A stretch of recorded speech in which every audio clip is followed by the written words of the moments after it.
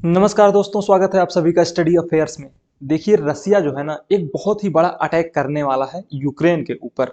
ऐसा जेलेंस्की के द्वारा कहा जा रहा है। जेलेंस्की इस समय पे कुछ ज़्यादा ही खौफज़दा हैं। क्यों? क्योंकि रसिया के द्वारा जेलेंस्की के ऊपर या फिर एक तरीके से यूक्रेन के ऊपर बहुत बड़ा अटैक किए जाने की संभावनाएं हैं। क्यों? ये बातें कैसे बाहर निकल के आ रही हैं? क्या हुआ है कि अब यूक्रेन के ऊपर रसिया इतना ज़्यादा खौफज़दा हो गया है, या फिर यूक्रेन रसिया से इतना ज़्यादा खौफज़दा हो गया है? यूक्रेन के ऊपर रसिया इतना बड़ा अटैक क्यों करने वाला है? इसके बारे में हम विस्तार से बात करेंगे, लेकिन उससे पहले आप चैनल को सब्सक्राइब कर दीजिए।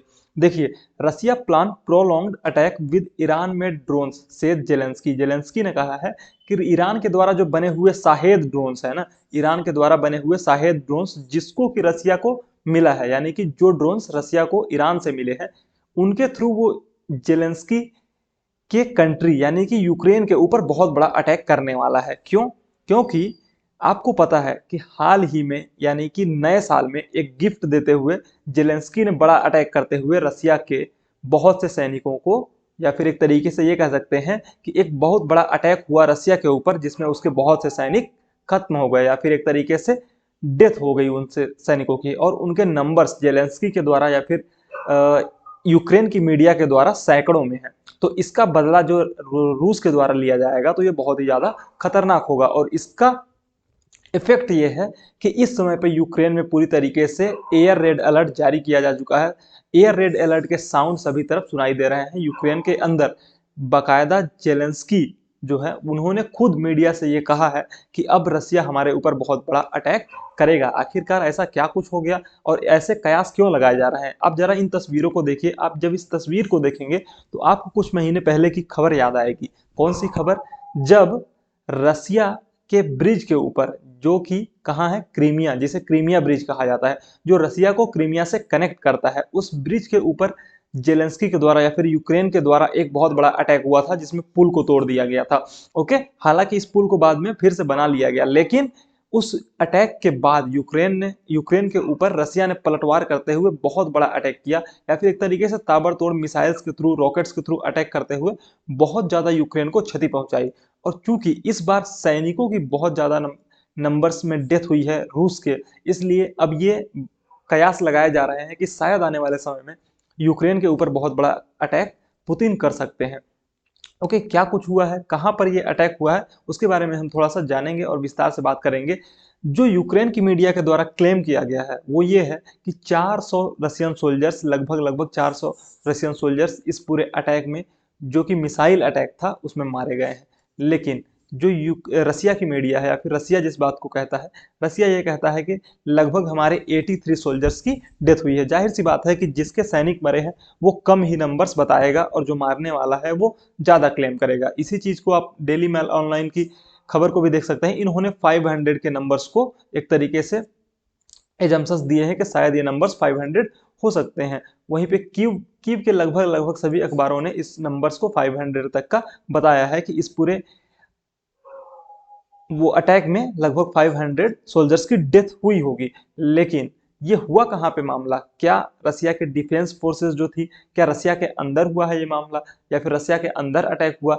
जो कीव खुद अभी तक डिफेंसिव फॉर्म में चल रहा था, क्या वो इतना ज्यादा आगे या फिर इतना ज्यादा ऑफेंसिव हो गया, इतना ज्यादा अटैकिंग हो गया कि उसने रसिया के अंदर मिसाइल हमला किया या फिर मिसाइल अटैक किया, जिससे इतने ज्यादा लोगों की जान चली गई? और रसिया की डिफेंसिव जो फोर्सेस थी, या फिर एक तरीके से जो डिफेंस इक्विपमेंट्स थे, वो क्या कर रहे थे? क्या इस चीज को थोड़ा सा इस तरीके से नहीं देखा जा सकता कि कहीं ना कहीं रसिया का फेलियर है? तो हम इसके बारे में भी आगे विस्तार से बात करेंगे। लेकिन आप थोड़ा सा इस मैप को देखिए। हालांकि आप इस मैप से पूरी तरीके से परिचित हो चुके हैं।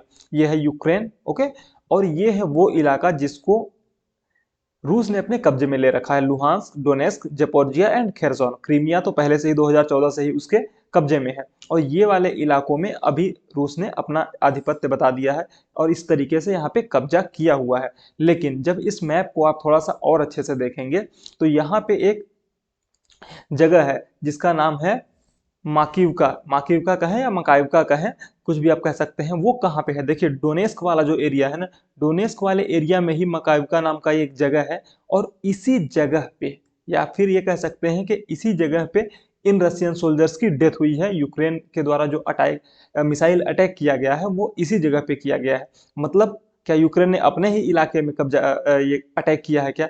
जी हाँ, एक तरीके से हम ये भी कह सकते हैं कि अपने ही इलाके में अटैक किया है। लेकिन चूंकि यहाँ पे रशियन सेना अभी अवेलेबल है और रसिया की सेना जो है वो इस पूरे इलाके में कब्जा जमाए हुए है, तो वैसे ही एक जगह पे रसियन सोल्जर्स बहुत ज़्यादा मात्रा में बड़ी मतलब भारी मात्रा में इकट्ठे रह रहे थे, या फिर एक तरीके से उनका शेल्टर था, वो वहां पे रुके हुए थे और उसी जगह पे पिन पॉइंटेड अटैक किया गया है यूक्रेन के द्वारा, और इसके थ्रू बहुत से लोगों की या फिर बहुत से सोल्जर्स की डेथ हुई है। आखिरकार ये इतना बड़ा फेलियर कैसे हुआ? इतना pin point accuracy, accurate location Ukraine को कैसे पता चली, ये बहुत बड़ा सवाल है। लेकिन जो इसका आंसर निकल के आया है वो ये है, जो ये रसिया के द्वारा कहा गया है वो ये है कि रसिया के सोल्जर्स जो थे उन्होंने टेलीफोन का यूज किया या फिर मोबाइल फोन्स का यूज किया, जिसकी वजह से जिसके रेडिएशन और सिग्नल्स के थ्रू, इंटरनेट सिग्नल्स के थ्रू यूक्रेन को ये जानकारी लगी इनकी लोकेशंस के बारे में, और इसी वजह से ये पिन पॉइंटेड अटैक हुआ, ना कि इनके डिफेंसिव जो इक्विपमेंट्स थे उनका किसी भी तरीके का कोई फेलियर नहीं है। क्यों नहीं है फेलियर? क्योंकि रसिया ने अपना S-400 S-300 जो भी मिसाइल सिस्टम्स है वो अपने बॉर्डर्स पे लगा रखे हैं, उनको इस एरियाज में डिप्लॉय नहीं किया हुआ है, बल्कि उसने अपने बॉर्डर्स को सिक्योर करके रखा हुआ है। और ये तो यूक्रेन का पूरा इलाका है, और यहाँ पे खतरा ये है कि अगर वो S-400 300 वगैरह लगाता भी है तो कभी भी अटैक में उसको भी खत्म किया जा सकता है यूक्रेन के द्वारा, इसलिए उसने यहाँ पे कुछ भी लगा नहीं रखा है फिलहाल। लेकिन जिस तरीके से इसके द्वारा अटैक किया गया है यूक्रेन के द्वारा, उससे आने वाले समय में संभावना ये बनती है कि अब जो भी अटैक्स रसिया के द्वारा होंगे वो बहुत ही भयानक होने वाले हैं, क्योंकि इस हाई मार्स के द्वारा अटैक करके बहुत से सैनिकों की जान ली जा चुकी है। ये हाई मार्स सिस्टम जो है या फिर ये rocket launcher system high Mars जो है वो अमेरिका के द्वारा निर्मित है, और अमेरिका ने ही उसे यूक्रेन को प्रदान किया हुआ है, अमेरिका ने ही यूक्रेन को दिया हुआ है। बताया ये भी जाता है कि इसने जो इसकी रेंज है 80 किलोमीटर लगभग, उसको अपडेट करके या फिर एक तरीके से रेंज को एक्सटेंड करके बढ़ा करके यूक्रेन को दिया हुआ है, और इसी वजह से यूक्रेन बहुत ज़्यादा हमलावर हुआ रखा है। देखिए कहीं ना कहीं हम ये कह सकते हैं कि रसिया और यूक्रेन वॉर में सबसे अधिक फायदा अगर किसी का हुआ है तो वो है अमेरिका। क्यों? क्योंकि अमेरिका ने बड़ी मात्रा में अपने वेपन्स जो हैं उनको पूरी दुनिया के सामने दिखाया है, चाहे वो उसका पैट्रियट मिसाइल सिस्टम हो या फिर हाइमार्स हो, रॉकेट लॉन्चर सिस्टम हो। ये दोनों ही हाइमार्स और पैट्रियट इस युद्ध में एक मतलब एक तरीके से ये कह सकते हैं कि बहुत ही बड़े हथियार निकल के अमेरिका के बाहर आए हैं। तो जाहिर सी बात है इससे अमेरिका का जो वेपन्स का व्यापार है ना वो इंक्रीज होने वाला है। कहीं ना कहीं हम ये देख सकते हैं कि इस पूरे वॉर से सबसे अधिक फायदा अमेरिका को हो रहा है, क्योंकि उसको एक बहाना मिला है रसिया के ऊपर सैंक्शंस लगाने का, साथ ही साथ अपने हथियार पूरे वर्ल्ड मार्केट में या फिर पूरी दुनिया में सेल करने का, और उनको शो करने का कि हाँ मेरे हथियार कितने ज़्यादा ताकतवर हैं। जैसे कि उसने सीरिया में किया हुआ था, अफगानिस्तान में जैसे उसने किया वैसा ही कुछ अब वो यहाँ पर भी कर रहा है, और उसका परिणाम भी दिखाई दे रहा है। क्योंकि ताइवान जैसी कंट्रीज या फिर हम ये कह सकते हैं साउथ कोरिया और जापान जैसी कंट्रीज अब उससे बड़ी मात्रा में हथियार खरीद सकते हैं। जो यूएस ने ये हाइमार्स इनको प्रोवाइड किया है ना, ये एक तरीके से हम ये कह सकते हैं कि स्ट्रेटेजिकली या फिर रणनीतिक तौर पे यूक्रेन के लिए काफ़ी ज़्यादा फायदेमंद रहा, या फिर हम ये डिफेंस के सेक्टर में बात करें तो बहुत ज़्यादा बढ़त उसने दिलवाई है यूक्रेन को। लेकिन हालांकि ये वॉर से यूक्रेन को बहुत ज़्यादा नुकसान हुआ है, कोई बहुत ज़्यादा फायदा दिखाई नहीं दे रहा है। साथ ही साथ अगर हम पीस प्लान की बात करें या फिर हम ये कहें कि क्या ये वॉर खत्म होने वाली है, क्या ये वॉर खत्म हो सकती है, तो इस तरीके से कोई भी आसार अभी फिलहाल नहीं दिखाई दे रहे हैं। क्यों? क्योंकि यूएस जो कह रहा था कि हाँ हम बात करने के लिए रेडी हैं, या फिर एक तरीके से पुतिन के द्वारा जो बात निकल के आई थी कि हाँ हम रेडी हैं, यूएस या फिर एक तरीके से बाइडेन से बात करने के लिए, वो अब इस हमले के बाद बिल्कुल भी रेडी नहीं होंगे बात करने के लिए। या फिर एक तरीके से पुतिन ने ये तक कह दिया है कि यूएस के द्वारा या फिर वेस्टर्न वर्ल्ड के द्वारा जो ये कहा जा रहा था कि हम पीस प्लान चाहते हैं, हम पीस करना चाहते हैं, वो एक झूठ था। वो बस सिर्फ और सिर्फ अपने हथियारों को बेचना चाहते हैं, इसलिए वो यूक्रेन का यूज कर रहे हैं या फिर जेलेंस्की का यूज कर रहे हैं। साथ ही साथ एक तरीके से हम ये कह सकते हैं कि जो जेलेंस्की ने 10 पॉइंट पीस प्लान का फॉर्मूला दिया हुआ है वो फुलफिल करना बहुत ही पॉसिबल नहीं है, इम्पॉसिबल सा लगता है।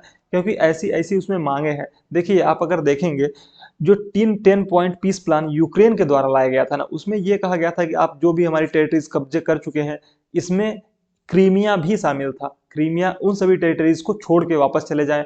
और इस वॉर में पुतिन सबसे बड़ा युद्ध का जिम्मेदार है, तो उनको गद्दी से हटाया जाए वगैरह वगैरह। तो ये पीस प्लान जो इनके थे उनको मानना कभी भी यूक्रेन के लिए, रसिया के लिए पॉसिबल नहीं होगा। और इस चीज से तुरंत रिटेलिएशन या फिर रिएक्शन देते हुए जो वहां के विदेश मंत्री हैं सर्गेई लेवरोव, उन्होंने कहा कि रसिया पूरी तरीके से जेलेंस्की के पीस प्लान को रिजेक्ट करता है।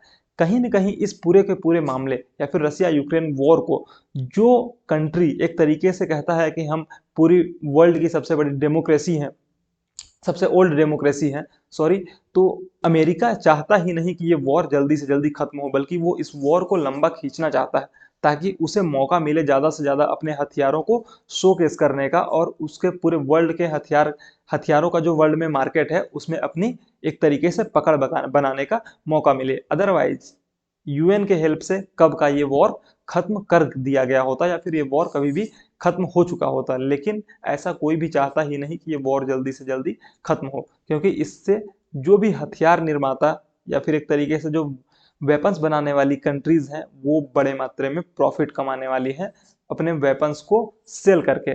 इस पूरे के पूरे वॉर को अगर हम ध्यान से देखें तो कहीं ना कहीं हम ये कह सकते हैं कि इस वॉर का जिम्मेदार अकेले रूस या कोई यूक्रेन नहीं है, बल्कि और भी कंट्रीज हैं जो इस वॉर में सम्मिलित हैं। हालांकि ये वर्ल्ड वॉर नहीं है, ये वॉर दो कंट्रीज के बीच में ही है, लेकिन इसमें लगे हुए बहुत से लोग हैं और इस जलती हुई आग में बहुत से लोगों ने अपना हाथ सेकने की, अपनी रोटी सेकने की काम की है। तो आने वाले समय में देखना होगा कि क्या ये वॉर किसी भी तरीके से शांति की ओर जाती है या फिर कोई पीस प्लान काम करता है। हालांकि ऐसा कुछ भी होता हुआ फिलहाल दिखाई नहीं दे रहा है। अगर आपको ये वीडियो पसंद आया है तो इसे लाइक कीजिए, चैनल को सब्सक्राइब कीजिए। Thank you so much.